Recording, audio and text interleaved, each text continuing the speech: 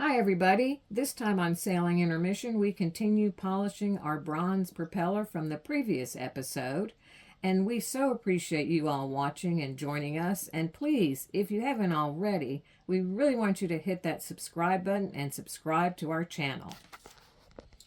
And we're in the engine room talking about our exhaust leak. And we watched a Marina start to build new docks. We threw down a Greek feast. Speaking of Greek, one of our astute viewers told us that this dance was choreographed for the 1964 movie Zorba the Greek. It's now quite popular in Greece. And we kind of answer some of the comments. We're still polishing out the old propeller for Isabella, and some astute commenters basically said we were being a little too ginger with our wire brass brushes and just taking off the surface stuff, and we should get more aggressive. So here we go. We have our random orbit sander and also our multi-tool sander to get into some tight spots.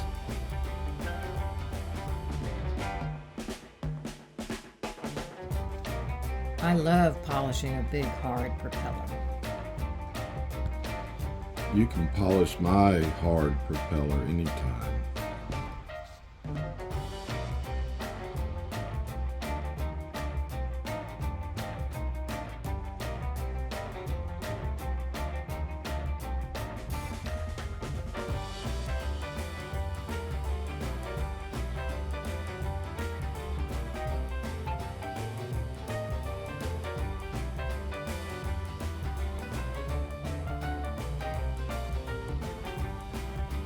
This is a right-hand propeller, meaning if you're at the back of the boat looking at it, it appears to rotate clockwise when the engine's running. This came with the boat, we believe.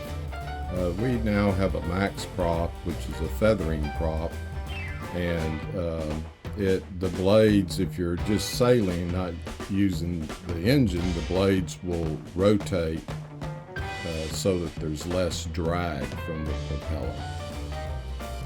I don't know the pitch of the propeller, but it can be actually measured and calculated, and pitch refers to kind of a theoretical distance that with one revolution of the propeller, how far it would move forward. In the water, of course. This propeller is obviously bronze, as it turns out.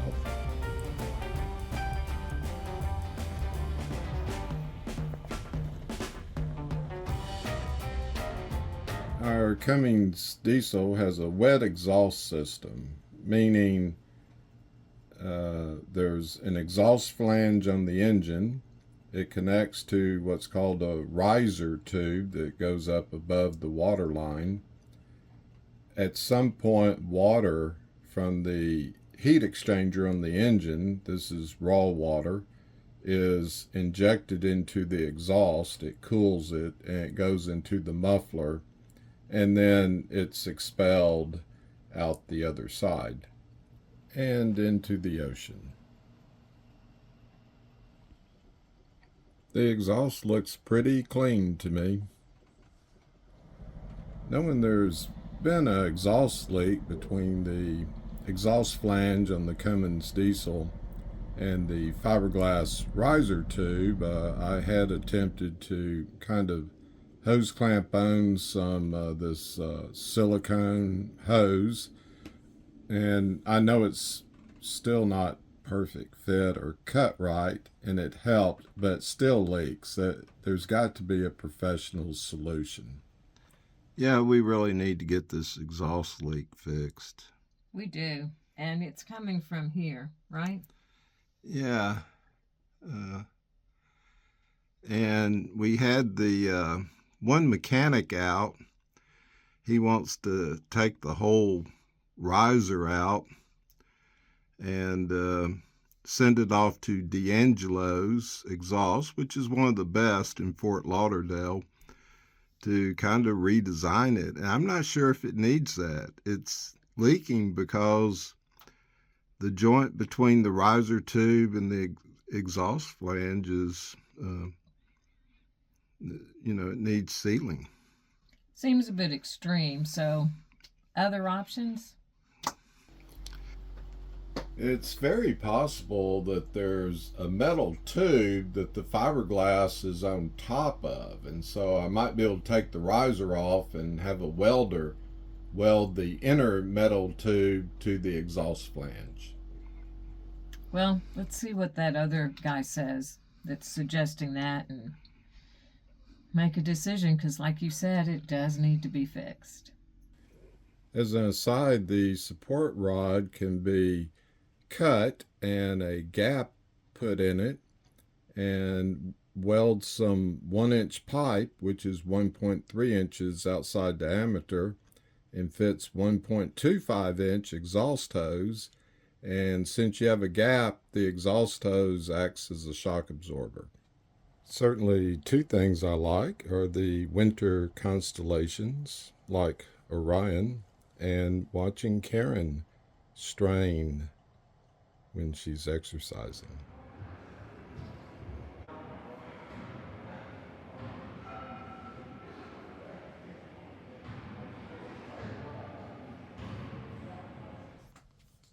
This marina is getting some new docks. We found it kind of interesting to watch. They take pieces of the new dock and they lift it with the crane. They then put it in the well where you lift boats out, and they float it to a little boat that takes it over to where the new docks are going to be laid. They're actually kind of put together like Lego pieces. Anyway, we found it kind of fascinating to watch. Judging by the width of these dock sections, I'd probably say these are it's part of the main dock, and then they have some of these that are less wide that are probably the fingers for the boats. It definitely looks like they've done this before. This is a huge crane over where the new docks will be, and one thing it will do is set the pilings. And I think it'll also be lifting the dock pieces in place. We found some Saganaki cheese. We dusted it lightly with flour and we're frying it up in some olive oil until it's golden brown on both sides and a little mushy. If we were in a Greek restaurant, they would also pour some brandy on it and set it on fire. Everyone would yell "Opa," and then we would douse it with lemon juice. But being on a boat, we're just going to fry it up and eat it. Okay, got some hummus and pita, some dolmas, kind of a Greek olive feta dish, and some nice warm Saganaki cheese. We'll be drinking Retsina. Apparently they make it from pine resin. It is an acquired taste. Tastes different. Looks good. I'm starved.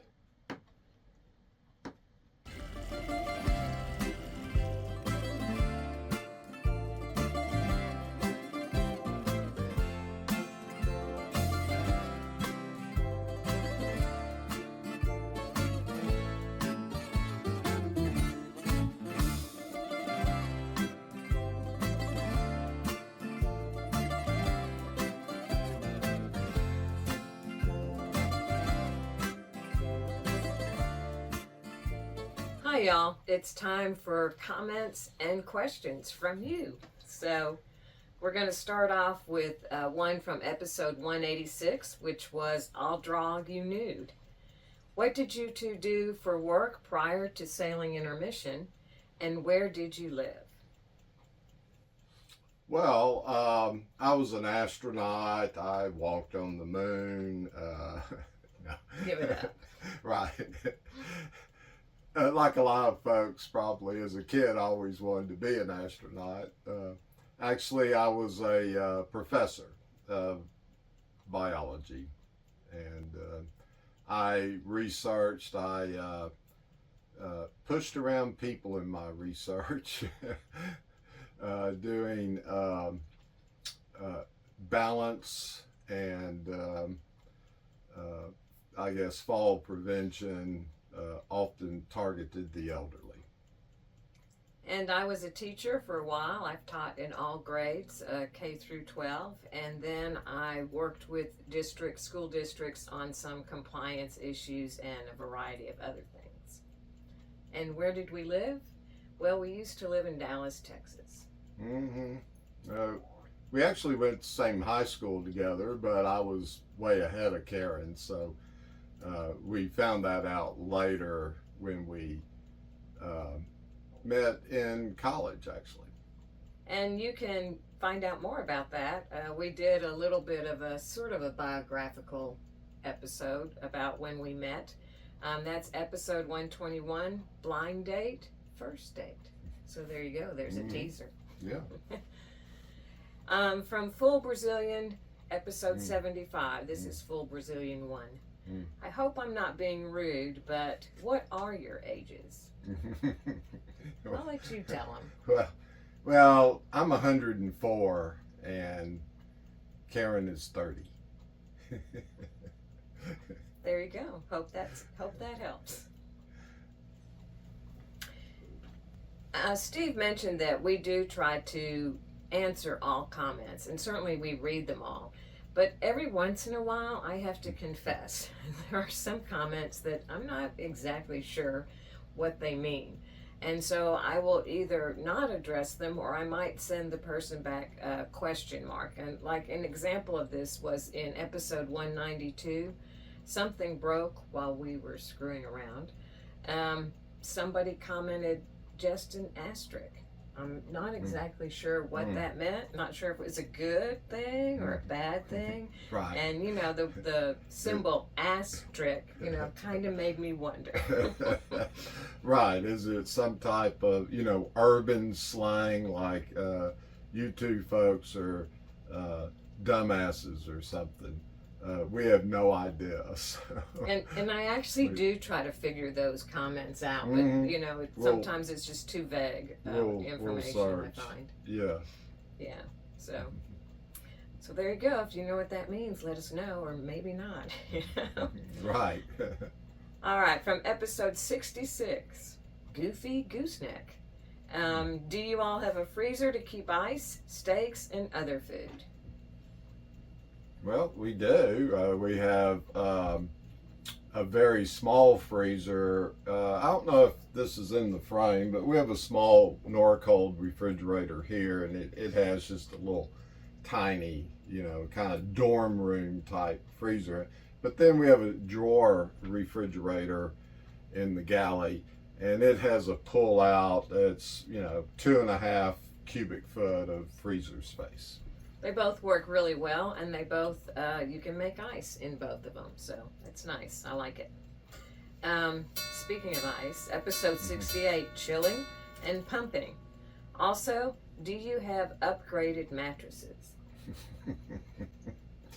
Yeah, well, we did wear out those other ones, you know. I'm not going to say how, but gee. And as a matter of fact, we do have new mattresses. We do. And so they're a little bit firm. That's okay, but we have a topper on top of it. So. And we're working on wearing those out too. So there you go. I would like to say, I would like to thank, we had a lot of folks give us some comments and suggestions on how we can clean the propeller, and I just want to thank you all so much for that. We really appreciated that and appreciated your responses, so thank you.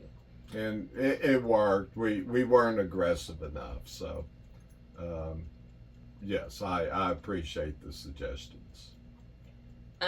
We get some comments on our innuendos, and it kind of, one that summarizes it up was full Brazilian episode 75. What is the boat named? USS Innuendo? Hey now, well, we that's part of our bling, you know. You gotta have some kind of formula, I guess. You know, this channel, it's we do some dancing. You know, we are obviously a bit older. We show some skin.